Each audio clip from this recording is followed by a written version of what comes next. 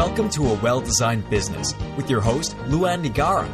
Luann has a lifetime of experience building a multi-million-dollar business with her husband and cousin, and she knows the challenges you face in your interior design business. Luann brings you real-life answers to your most pressing problems, as well as practical strategies to explode your interior design business. So, let's get to the business of interior design. Hey everybody, welcome to A Well-Designed Business and Power Talk Friday. I'm very excited to let you know that I have John Rhulin with me today. Hi John, how are you? Hey, Luann, I'm doing great. I'm excited to be on the show. You couldn't possibly be as excited as I am. It's just not possible. So I'm going to tell you what, I have no idea how many of my colleagues look at your name in my iTunes feed today and know what they're in for, but I know exactly what we're in for. And I'm just going to share with everybody who you are. John is the founder of the Ruhlin Group, and your company, John, is trusted by leaders of fast-growing companies to develop relationship building strategies, and here's the thing, to develop VIP gifting programs that increase referrals and strengthen our retention with our clients, our most important employees, and our prospects. Some of your clients include Chicago Cubs, San Antonio Spurs, Morgan Stanley, and hundreds of other high-end firms. Here's the thing, you also have this book called Giftology, which I have read multiple times. You have a beautiful wife, Lindsay. You have 3 daughters. You live in St. Louis. And I am just beyond excited. So, John, seriously, when I asked for you to come on the show, I totally expected it to be like even just crickets, let alone a no or a yeah. And when I saw the yes, I was like,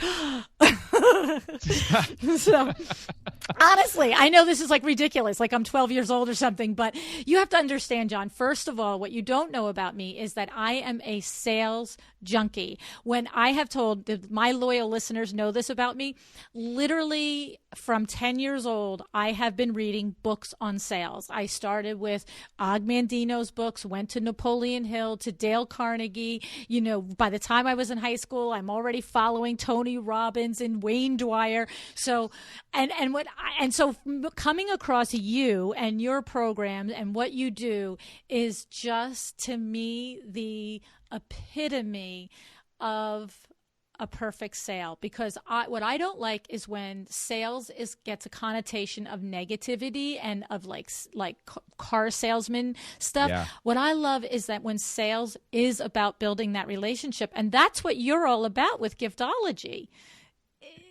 Yeah. Yeah, your book reading list sounds like what I've been reading the last 17 years. So we're cut from the same cloth, Luann. That's it. Well, that's what I'm trying to say. Like, you don't know it, but I know we are, and I'm just like, so the thing is, John, one of the first things that I learned about you, I just have to say this, which is pretty funny. First of all, one of the first things I learned about you was that you were a Cutco salesman, and I think it's really hysterical. And I know that you know this, and I don't know how much of my audience know this, but I think it's really hysterical how so many of today's business leaders, and I'm talking like huge leaders like yourself, come from a Cutco background. I mean, it's bizarre. The number of times I'm listening to other podcasts, they're like, well, one of the first things I did was sell Cutco knives. And so I just want to share with you, I did not sell Cutco knives, but when I was 17 years old, John, I lived across the river from Philadelphia in a town called Riverside. And I used to drive to Philly.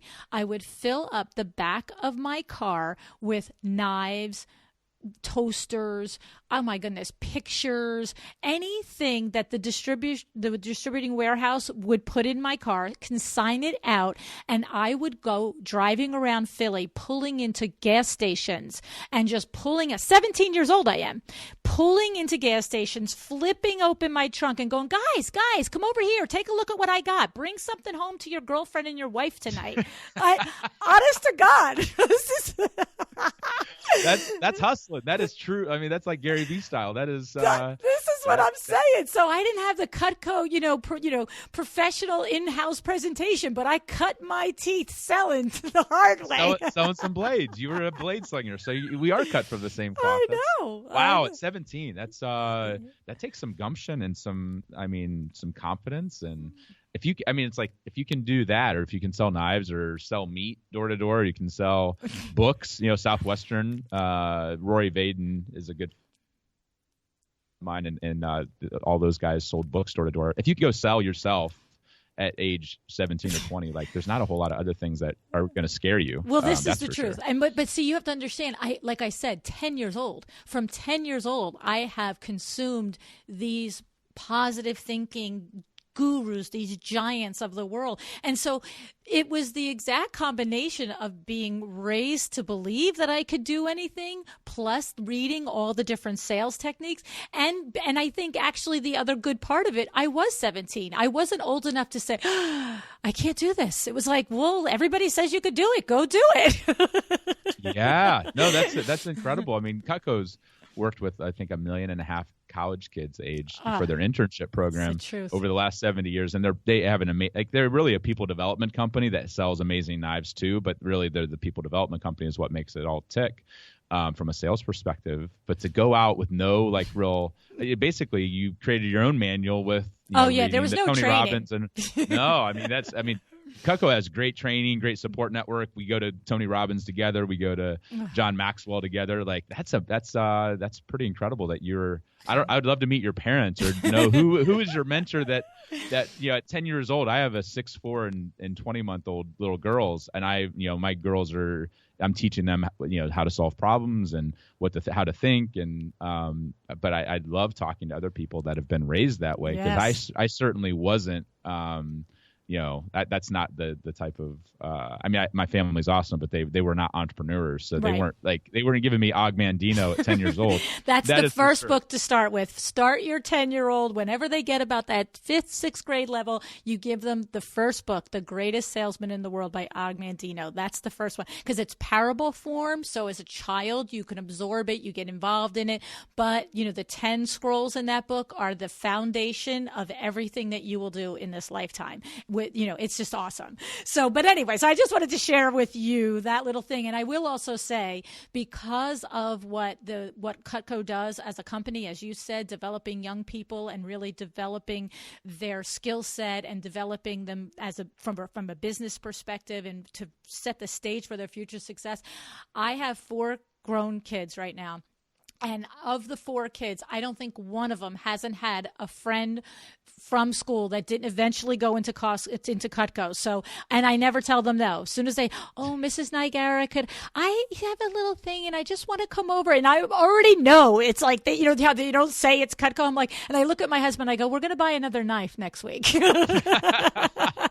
Yeah, well, having that, it's a great product on, too. Having somebody believe in you early, it makes a huge difference. Like yes. I think like if I hadn't had some people believe in the crazy knife thing I was doing early on, like my life would be radically different right now. So that's awesome that you're doing that for other young people around the country. That's pretty cool. So tell us about. I know all the stories, but I can't wait to hear them again, and I can't wait to hear them in person from you. So tell everybody about the story. How when you were first starting out, and it was your girlfriend's father that gave you some advice and started you down this path of looking at sales and relationship and business building in a different way, John.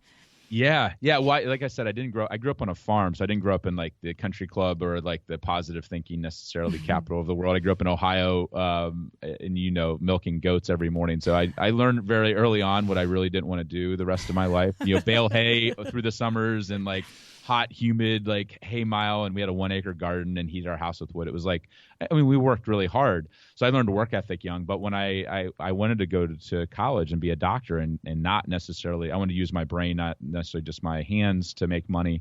And so I got good grades. I went to school, and the side business I had started, I got hurt. I was climbing ladders and I fell off the ladder a couple of times and almost, got really like permanently injured. I'm like, I need to find something else. So I had a buddy who was selling Cutco, and I'm like, how much are the knife sets? They're like $1,000 or $2,000. I'm like, that might as well said it's $1 million. I'm like, who buys a $1,000 knife set? But I was like, all right, I'll give, I'm like, if Steve Wiggers can do it, who's the antithesis of a salesperson, like he was in seminary, like he's one of my best friends, but I'm like, you're not a salesperson. How are you selling these knife sets? So I went in to the interview, wore my glasses to look smarter. I wore the one tie I had. Like, it was like, really, it was ugly. But I got hired, and really, you mentioned my girlfriend's dad, like he was an attorney. But he was in this small town, and he seemed to be involved in every business deal on the planet. The real estate magically turned into Walmart, and he owned oil wells and banks. And he was also the most generous person I'd ever met. When you're poor, you notice when somebody's radically generous. And he would buy, he'd find deals on like noodles and buy like a semi-load of noodles. And everybody at church the next Sunday, like 200 people would end up walking out with like 20 cases of noodles. I'm like, Paul, that's 20 G's. Like, that's crazy. Why would you do that? And he's like, did you see their smiles? And I'm like, who's not going to smile when you give them 20 cases of noodles? So I work up the courage like 2 weeks after starting Cutco. I'm like, he's always giving things away. Maybe he would buy for his clients at Christmas. Maybe he would buy pocket knives because they're into, they're CEOs of insurance companies and lumber yards, but they're into the outdoors, hunting, fishing. Right. And so I work up the courage. I'm like sweating because I'm pitching my girlfriend's dad knives. Like, how awkward is that? And he's like, John, I love the pocket knives, but what about the paring knives? Could I engrave those? And I'm like, I have like this weird like deer in the headlights look. Like, you're going to give grown men like kitchen items? Like, that couldn't be more weird. And I'm like, Paul, why would you, like, I'll sell you as many as you want. Obviously, I'm a little desperate, but why? And he's like, well, in 40 years of business, the reason I have more referrals than I can handle and the reason I've been so successful is I found that if you, in business, you take care of the family, everything else seems to take care of itself. And so for me, it was like that lightning bolt moment when I realized it really wasn't about the knife, although knife is amazing. Paul understood the psychology of relationship building and reciprocity and how to take care of what we now call the inner circle. And it was just natural for Paul. It wasn't a tactic. It was just who he was. And because of that, he built these lifelong relationships, and he was the most top of mind person when anybody had a good idea or had a need. He was the first person that they called. And so I started to invest my own money. I realized nobody really knew this idea very well. And so I would buy a $200 carving set of Cutco. I'd engrave the CEO's name, the spouse's name, their family name.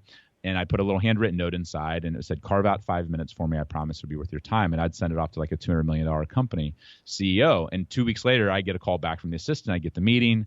I walk in at age 20, 21 into these meetings, and it's like a mahogany boardroom, like off of like Shark Tank or something. And I'm scared, but I'm like, and I walk in, and the guy's 65, and he's expecting somebody in their 50s, like some seasoned sales executive. And he's like, I'm so confused. He's like, are you here to sell me knives? Right, exactly. Like, who are you? I said, yeah, who the heck are you? Like, that was really good what you did, but why are you here? And I'm like, no, I'm not here to sell you knives. I'm here to help you and your 1,000 sales reps do the exact same thing I did to you to deepen relationships with your top 10,000 clients and employees and prospects. And I'd walk out of there with a PO for a couple thousand sets. And so by the time I was a senior in college, I had become Cutco's largest distributor out of 70 years and 1.5 million college kids, not because I was the best salesperson, because I'm naturally more introverted.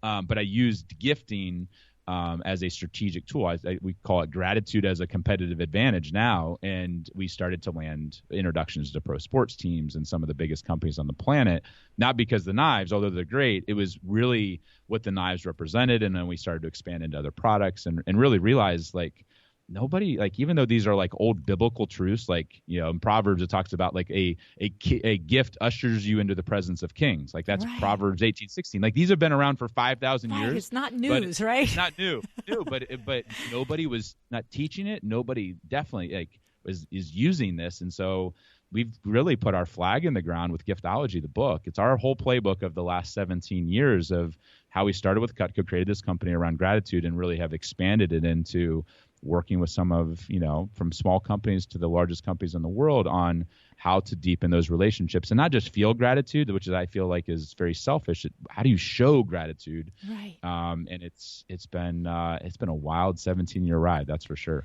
I tell you, there's so many things in there, John. And first of all, observing your girlfriend's father and observing what he did and not just saying, oh, well, he's doing that because he's who he is. Really digesting what it was that he was teaching and what he was living and recognizing the power of it is unbelievable. And then I'm just laughing at picturing you at this boardroom. It's like me throwing my trunk open at the gas station. They're like, you're doing what? Yeah. And it's just such an amazing moment because I can literally feel it. I can feel that moment of you as a kid, 20 years old, walking in there and just slam dunking that because, again, because what I love about it, and that's why I'm so excited, because I love when there are ways to express that sales is about the building of that relationship, that it's not this sleazy thing, that the best sales and the most lucrative sales and the sales that move the needle and really increase your profits are the ones where both people win. And it's just so awesome. I just love it. Yeah. So now here's the thing. I actually could talk to you all day, but I'm going to try not to. So I have to run through the couple of stories that I truly want everybody else to hear. So the other story, John, that I love is the story about the Brooks brothers. You have to please tell us that one.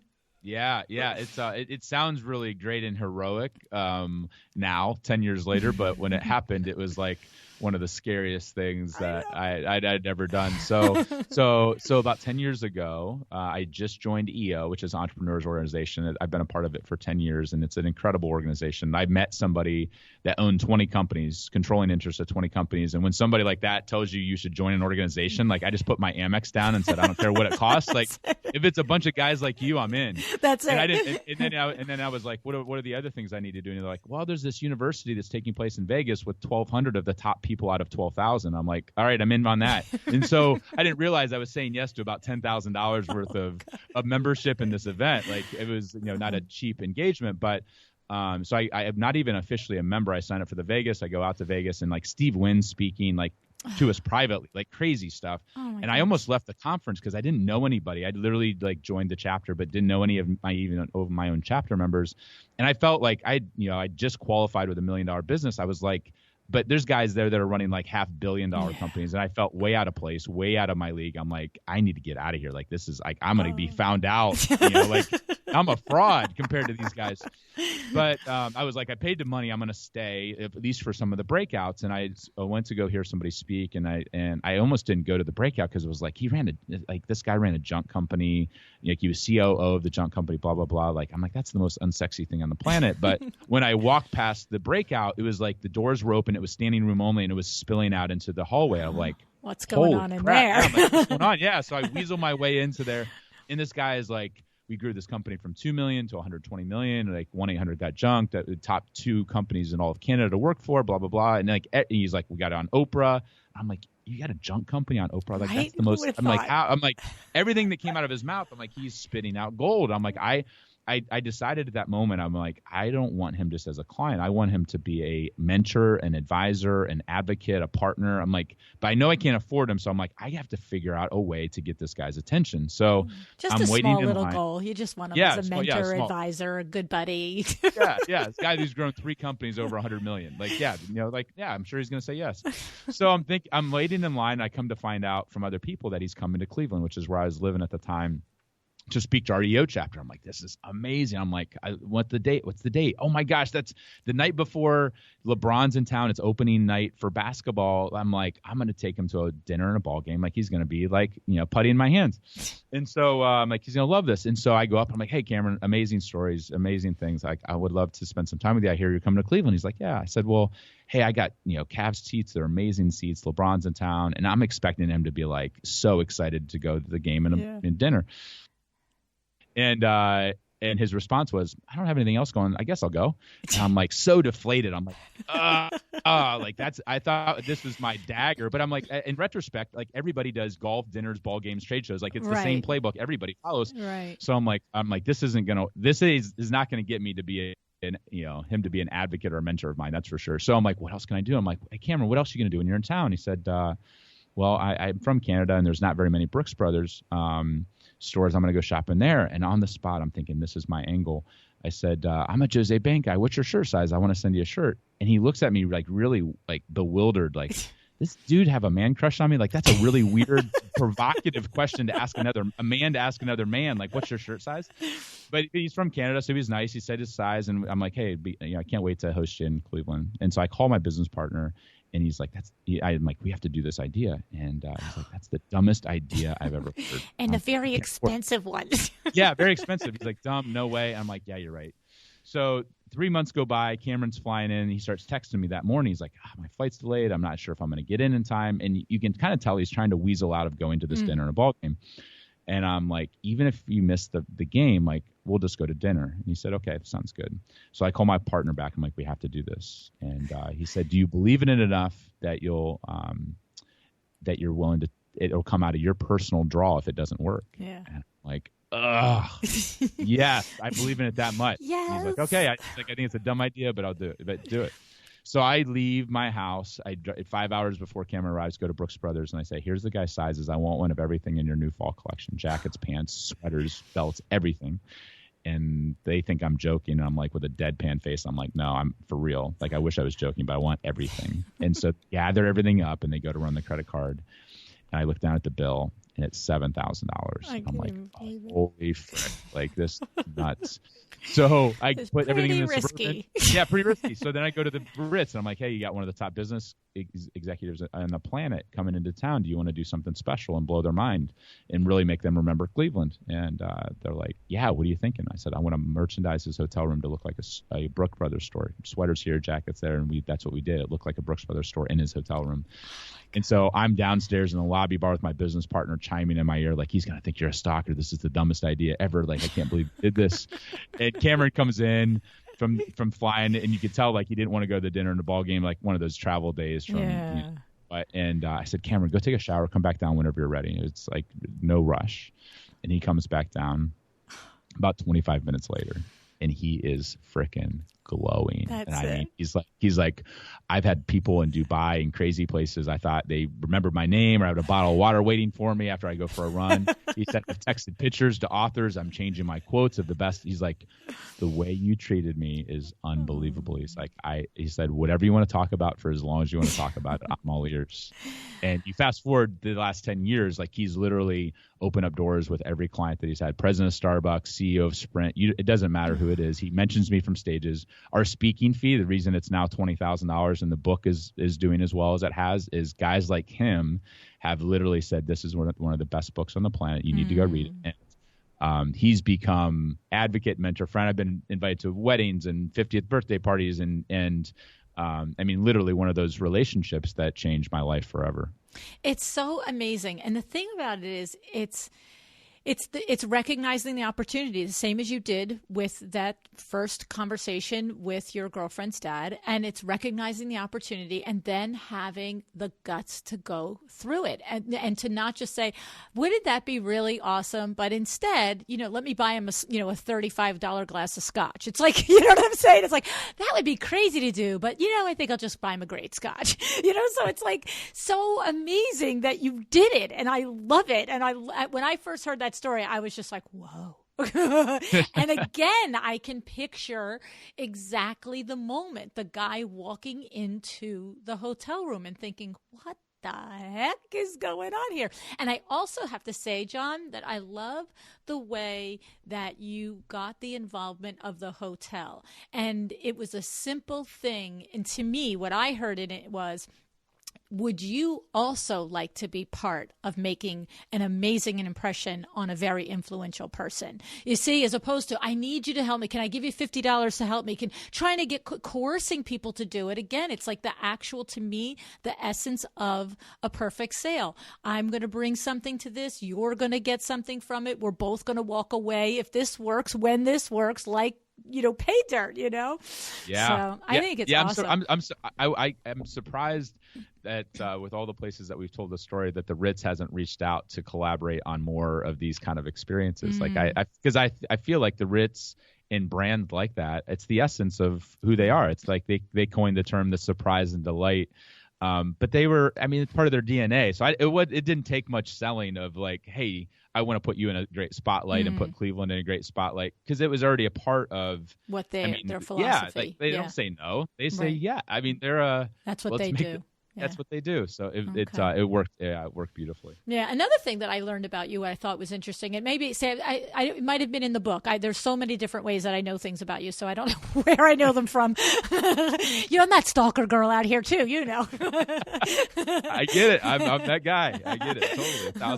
1,000%. But the other thing that I know about you is that and that hit me significantly too, was that in your company, you do two things that I think are amazing. That in order for your people, your top level people, your people to understand the actual reality of what it means to have that Ritz mindset, create anything, get it done, for the end user, you've taken them to the Ritz to experience a night there and a day there and to experience what that amazing level of service is. And I thought that's pretty brilliant too, because again, like yourself and me, we come from nowhere. We come from humble roots. Maybe you've been to a Holiday Inn, maybe you haven't. Do you know what I'm saying? And yeah. it's like to sit there and tell somebody to really express and have them understand what that level of service is like is they have to experience it. So I think that's smart. And the other thing that I read or that you do is that the amazing gift programs that you execute for your clients, you also share and give to your own employees, again, so they understand what it's like. So a lot of good principles in those things that you do with your company, John.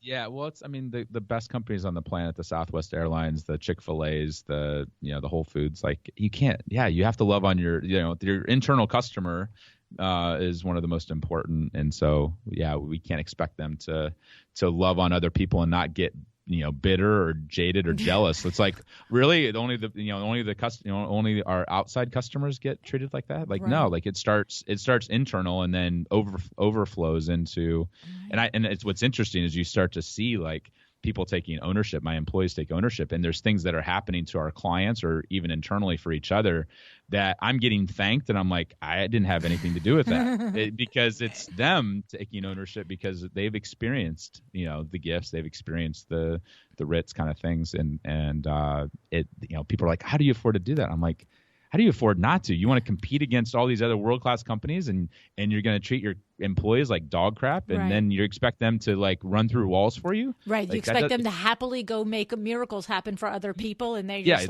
living in...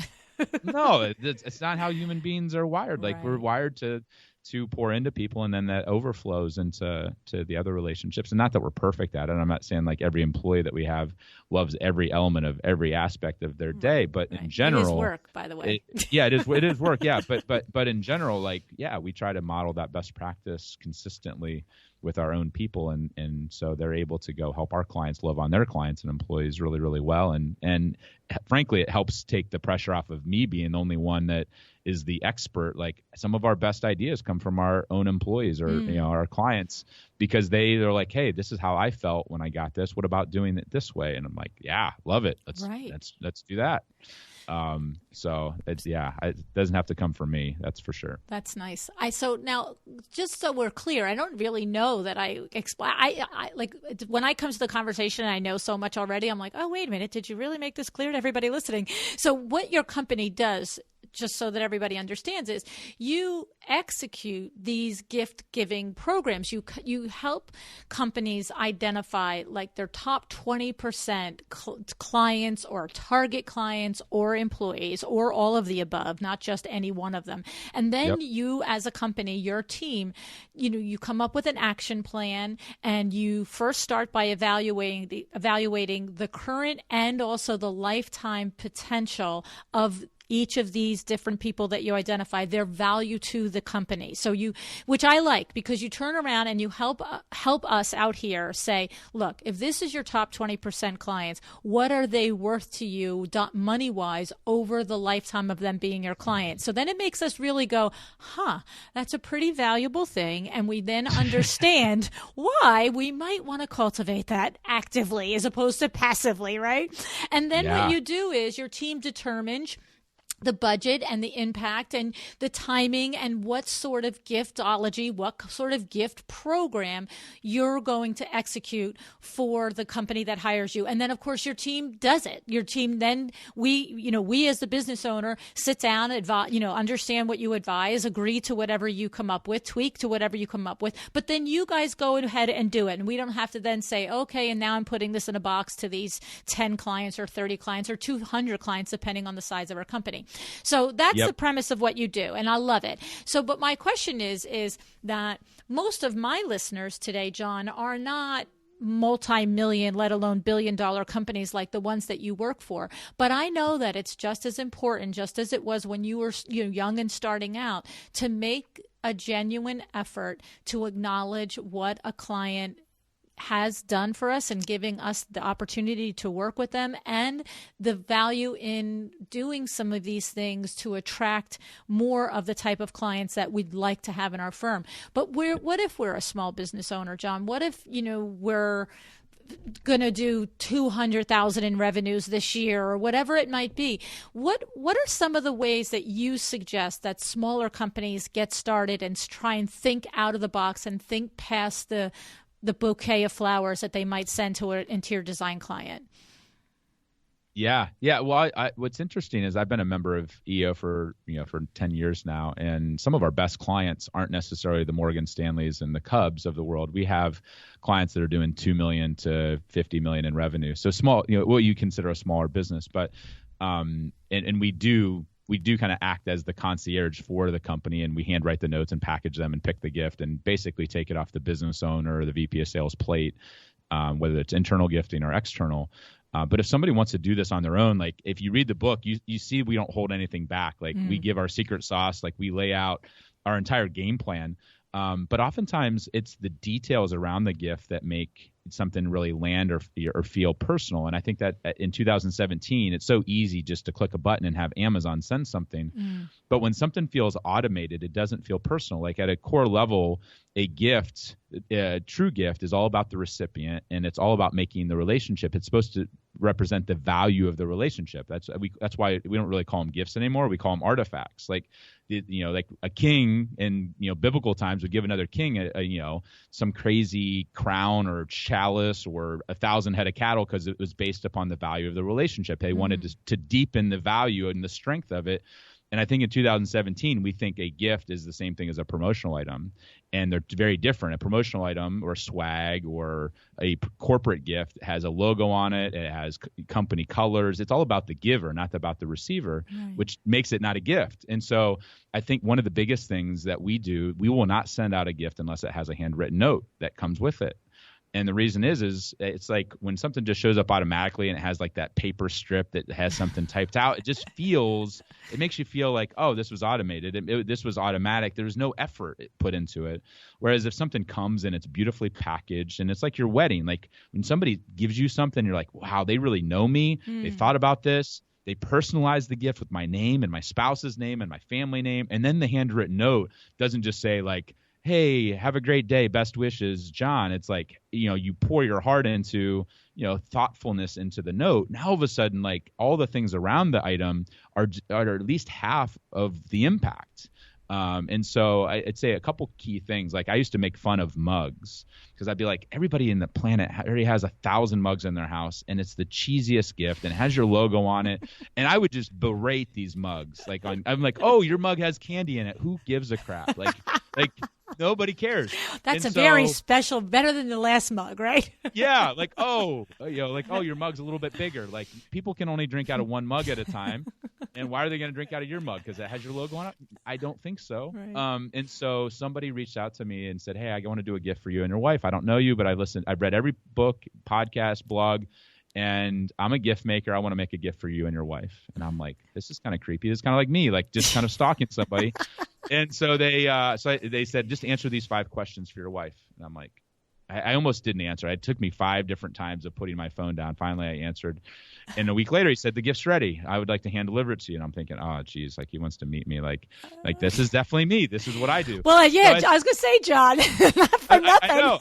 I know. But normally I try to get a warm, like somebody as a warm introduction to make it feel like, but there was no connection at all. And, yeah, that's a little weird. Yeah, it's a little weird. Yeah. And so, but I was like, hey, okay. So I set it for like 5:30 on a Tuesday night. So if it went bad, I could leave at 6 and go home. Yeah. And in walks this kid. He's like 23 years old, and he has a Tupperware container. I'm like, oh, geez, what's in this? Is it an animal? Like this is just kind of weird. And he proceeds to pull out a mug for my wife, and it's not like any other mug I've ever seen. It's carved into this mug is her entire life story, who she is, her core values. Like it is unbelievable. It's like a $300 mug. Wow. And then he pulls out one, and it's my whole life story. And I'm in tears at this point. I'm like, dude, this is the craziest. It is unbelievable. I said, where are you from? Like, are you in town for a conference? He's like, no, I just drove up just for this. And I said, drove up from where? And he said, Atlanta. And I'm like, Atlanta? how far is Atlanta to get to St. Louis? He said, it's like 8-9 hours. I'm like, you drove 8 or 9 hours for a 5-minute hand delivery? He said, yeah. I said, dude, you did read giftology. Like, you're living it. I'm like, unbelievable. Then he pulls out a vase. This was the kicker. He pulls out this like $1,000 vase that has our life story carved into it together. I'm like, oh my goodness, you are unbelievable. I was like, we got to work together. I was just saying, is he like your right-hand man now? Yes. Now he's like, we're sending mugs to billionaires, like $300-$400 mugs.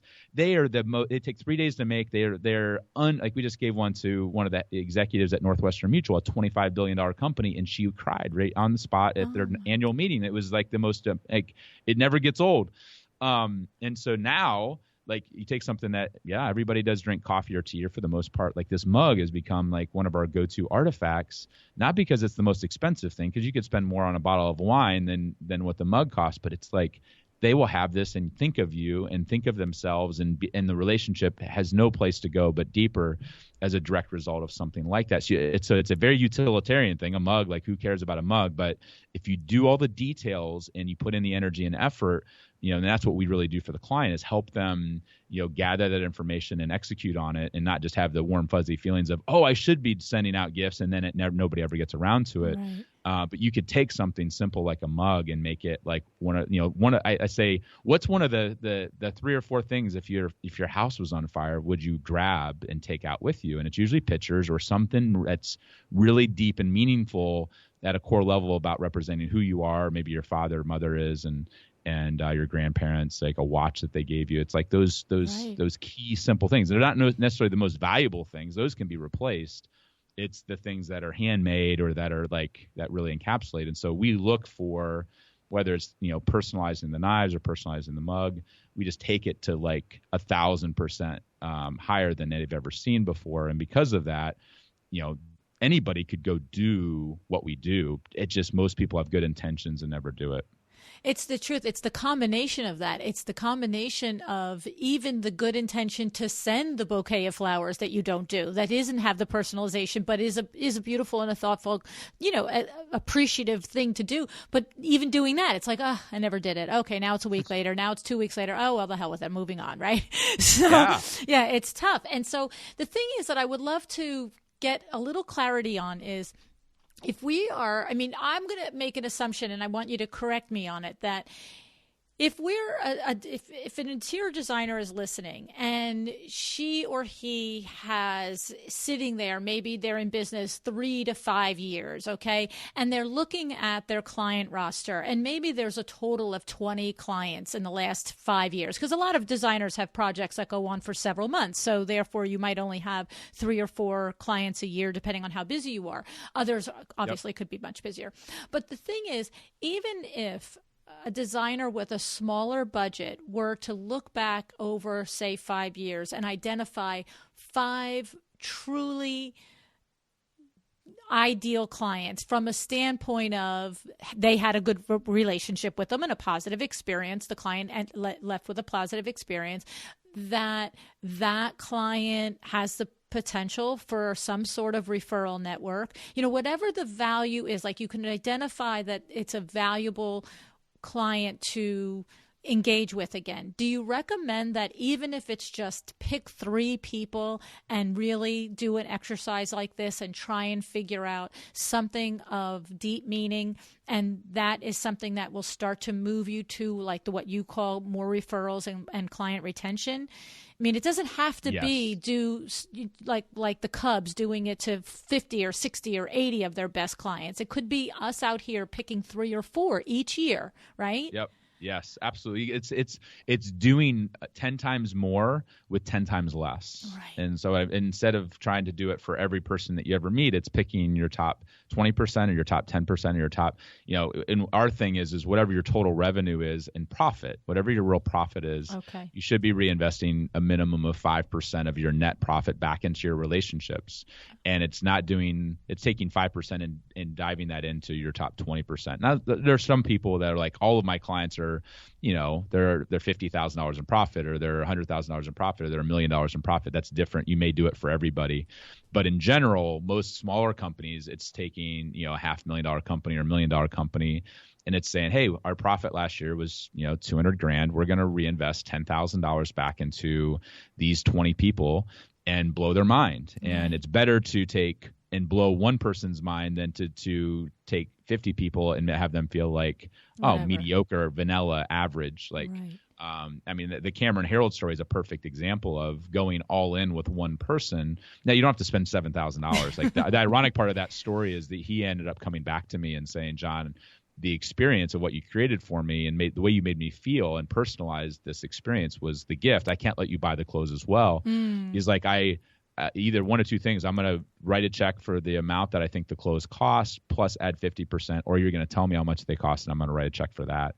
But I can't let you buy the clothes on top of it. So that experience cost me nothing, even though I put $7,000. Right? Yeah, super classy. Now there are times when I spend $2,000 on somebody or $500 on somebody and it turns into nothing. But what's interesting is like the Cubs, they were nothing for 7 years of gifting to them. And then they reached out to us with the Wrigley Field project with taking the wood from Wrigley Field and creating 400 of their most important relationship gifts. And so a lot of times people give up and they stop adding value way too early. And so they're like, they send the gift and then they're like waiting by the phone for the referral to come in. And sometimes that happens, but that's not the norm. Like, the beautiful thing about what we teach people is you view relationships like it's a 50-year marathon. And if you add value, like you never know where that person's going to go or land or who they know or who their best friend is or who their mom or dad is or who their sister is.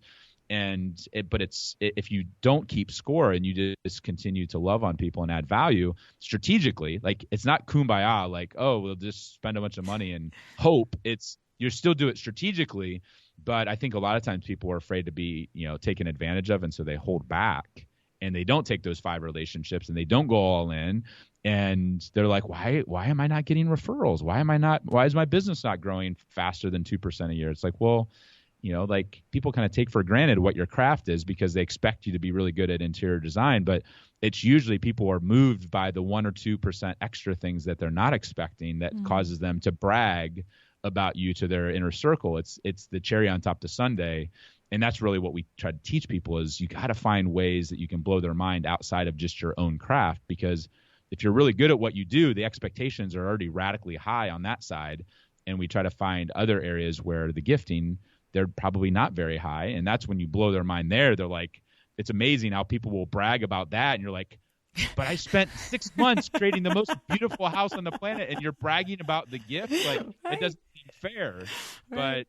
But that's just human nature is you take somebody and surprise them in a way that they weren't expecting. And that becomes the wow factor. It's like you go to the steak dinner and, it's a $500, tab. And then they like find out that you love a certain kind of chocolate and they make this amazing like dessert and they bring it and it's on the house. And all you can do is talk about the dessert. Now, meanwhile, you spent $500 on the steak and the dessert probably cost them what, $3? Right. But all you're doing is bragging about that because of the surprise nature and element to it. And that's what we really try to teach people is it's how can you really blow somebody away and surprise and delight them with the gift and well, what I love too is that as interior designers, literally a front row seat to their entire personal lives. So it's so much easier in our profession to actually get into the headspace, the personal space of what would make that over-the-top gift for somebody. Because a lot of times, the people that you work with, in other professions, you're not in their homes, you're not in their lives. I mean, designers will tell us, look, I'm not an interior designer, I'm a window treatment specialist, but in a lot of ways, it's so similar because the whole process of being in somebody's home. And we say all the time, we're like therapists. You get to know them, they're complaining about their husband or their kids this or the pride that they have in the different things that are happening in their lives and their families. We get to know people at a very intimate level through designing and decorating for them. And so we're in a front row seat if we were just put a little effort into recognizing what that could be. And I think the big message too in your whole thing is if you are like my company, I'll have 100 new customers every month, right? So I'm going to look at 1,200 customers this year. You're not saying make 1,200 people's world change. You're saying pick my top 10, 20% and invest it in that. And that's what I like. So, and of course, every customer that we have, every client that we have deserves to thank you. And what correct me, but I'm assuming at the very least, every person gets a handwritten thank you note and maybe something little small, but it's put the time, money, and energy into those 20% that really could move our business needle and make them really very happy and grateful that they selected us to do business with. Yep. If you can turn the top 10 or 20% into raving advocates, they become like, I'm the only salesperson for my company. And the reason is because I have hundreds of clients that are my salespeople. Like in every industry, pro sports, I have raving fans. In oil and gas, I have raving fans. In construction, I have raving fans. And because of that, I don't have to have a sales force. I turn my clients and my referral partners and influencers into my sales force. And it's way cheaper. I mean, I can, I love on them, and sometimes I'll do crazy things for them with money, but in general, they just feel the love, and you still have to be good at what you do. You can't suck at what you do and then send a great gift. Exactly. Like that makes it worse. It's like, why don't you, instead of sending me the gift, why don't you get better at your craft? But if you are if you have your business pretty dialed in and you're wondering why it's not growing as fast, it's probably one of the reasons is maybe you're not figuring out the ways to invest in the relationships and stay top of mind and engage people so that they go. And it's one thing for somebody to say, oh, yeah, I'm satisfied. Would you recommend? It's another thing for somebody to open their mouth without anybody asking them to. And really sing about you. And really sing about you. Yeah. And that's where it's like, and then they're like grabbing your friend's hand and saying, no, you don't understand. Like, I'm going to sit you down with them. You have and to call this woman, this man. You have to work with them. Like, that's a different... Like there's a difference between being a satisfied client and being a true raving fan advocate. And most people stop it like, oh, were you satisfied? Yes. Like boring. Yes, not check like that who box. Cares? Yeah, that's gonna do nothing for you. I'd rather have one raving fan than 100 satisfied clients any day of the week. Well, and the other thing too is, as I'm thinking about the designers that are listening, this doesn't just have to be our clients. It could be the realtor in town. It could be the builder in town. It could be the architect in our area. It could be the window treatment person in your area.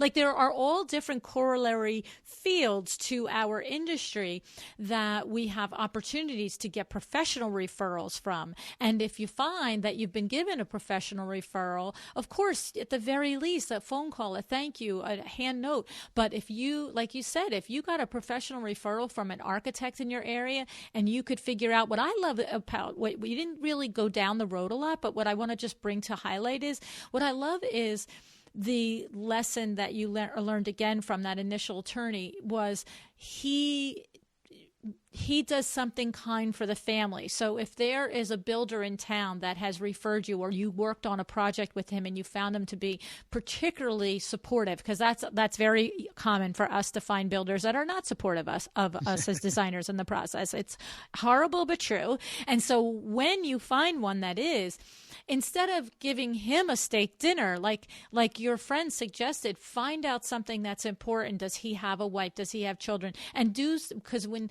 I know that somewhere I read that you said and it hits so true, if you can create a feeling of gratitude in that family unit that reflects back on that person, whether it's the husband or the wife, whoever we're dealing with. But when their family is like, wow, the people you work for or with are really awesome people. That's like that person that you gifted to their family is double gifted now, because they're happy that their family got something beautiful and nice and memorable. But then they're like, yeah, I'm pretty good. Like, I'm great out here. These people like me, right? That's awesome.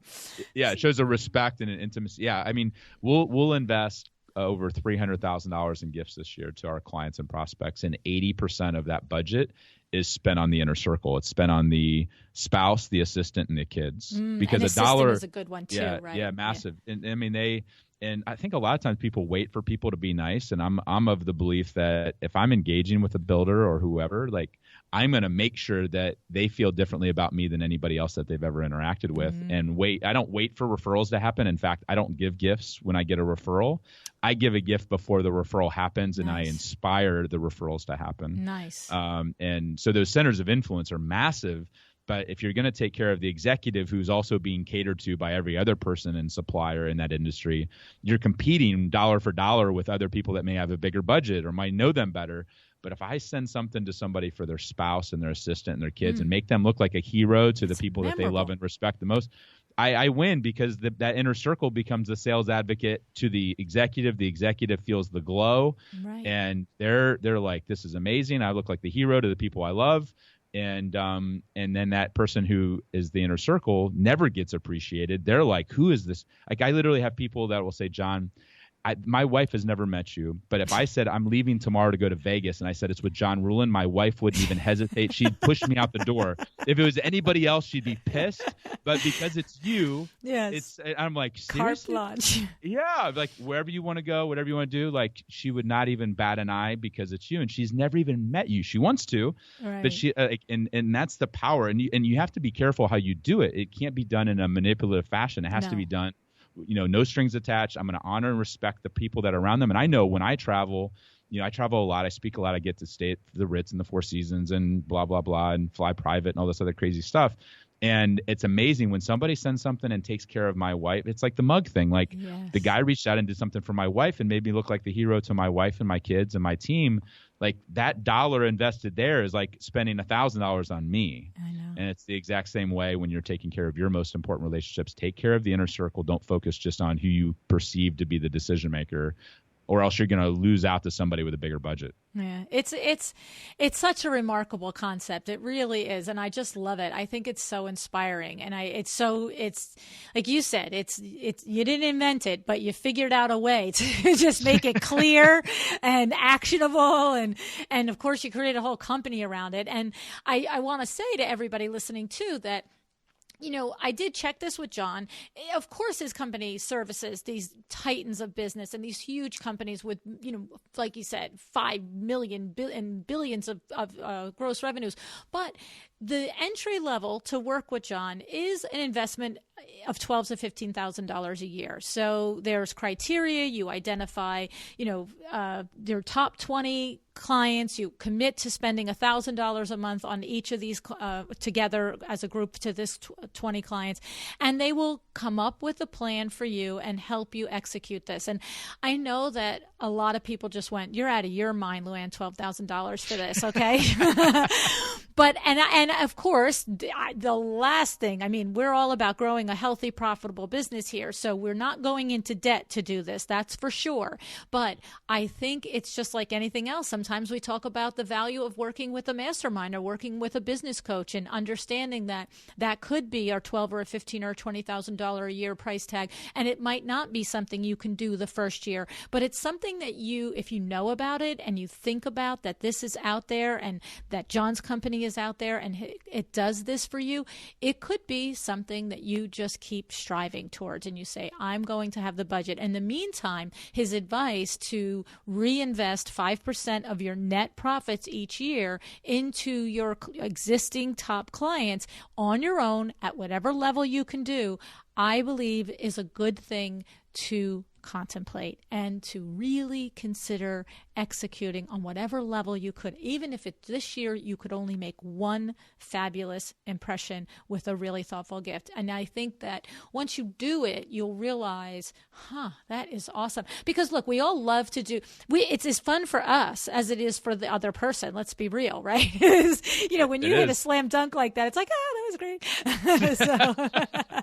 Yeah, that's my love language is not gifts, it's words of affirmation. And because I'm an introvert, the gift gets me the affirmation that I'm looking for, and it makes the other person have to engage me.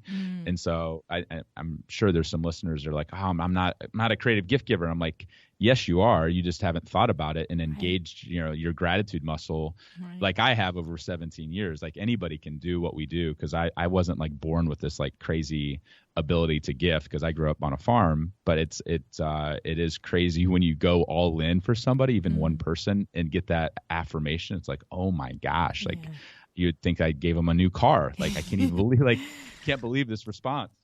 Yeah. No, I think it's really, it's challenging though. I have to say it's challenging, because I have thought about it so many times in those last 6 or 7 months since I came across you. And I just think, okay, so we send the chocolates out every year to like 80 people. Okay. And the truth is, I know darn year, every year when we do it, that it's silly, but there gets to be a point that, first of all, we could never think of what we would do instead. Let's just be real. It was like, well, what do we do? And every year I say, no, we're not doing them again this year. We're going to do something that's nicer, that's better, that's this. But then you get and going, well, what the heck are we going to do?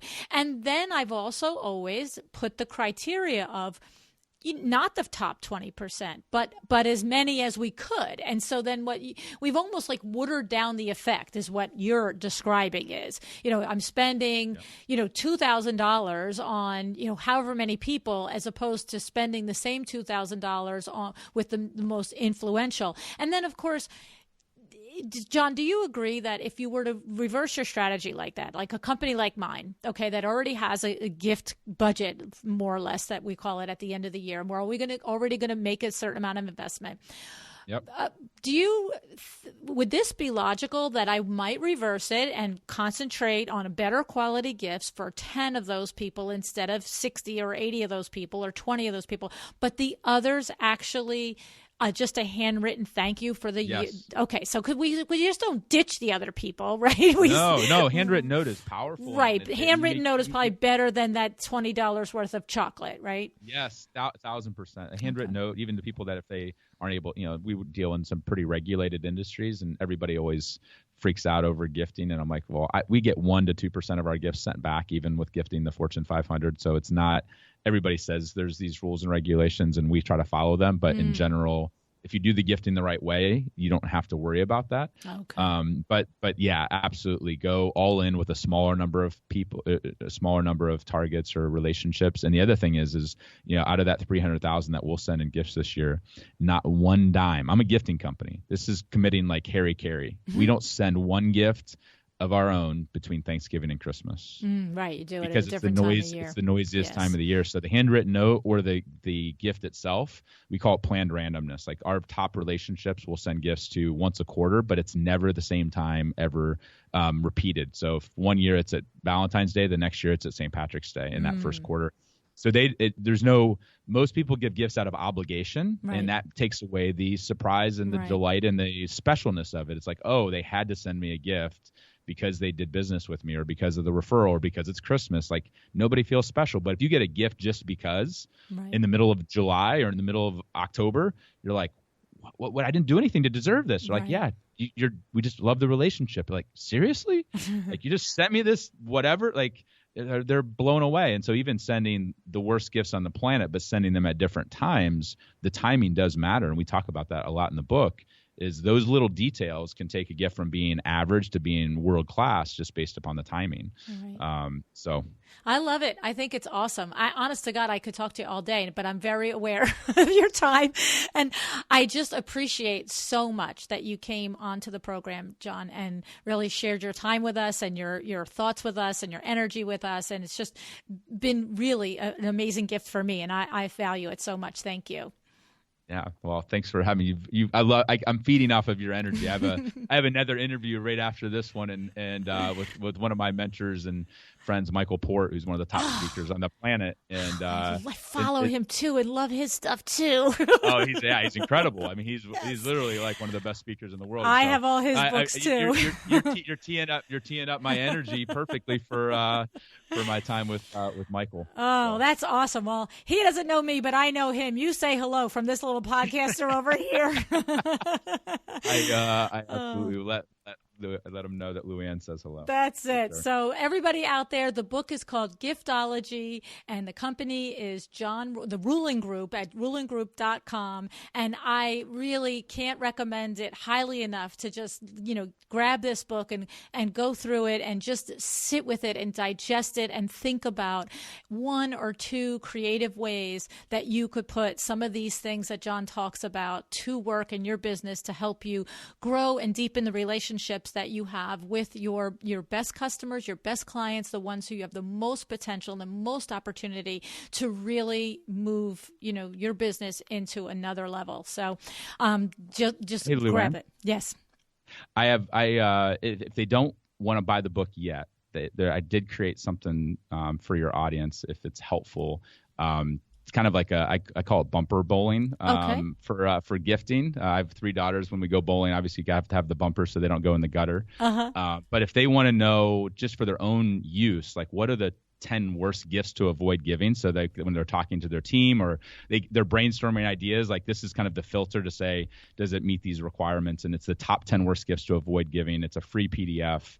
If they go to giftologybook.com, which they can read about the book there as well, /design, they can download the free PDF that has the 10 worst gifts to avoid. So like food is on there, gift cards, and then there's an explanation of why it's not the best ROI and why it's not the most ideal gift, especially when you're dealing with more affluent clients, which I'm assuming most of your audience being in the design world is. If you're looking to impress people, avoid these 10 in most situations, and you'll at least be in the top 2% of gift givers just by avoiding these 10 kind of common gifts and kind of the pit.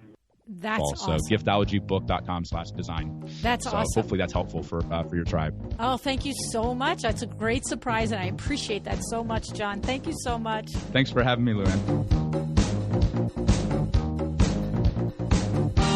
Thank you for joining me again today for another episode of A Well-Designed Business. This podcast is a production of WindowWorks in Livingston, New Jersey, your trade resource for custom window treatments and awnings. Learn more about WindowWorks at www.windowworks-nj.com. All of our music is original music by Room 2 Productions. Please contact us if you want to learn more about original music for your business or your events.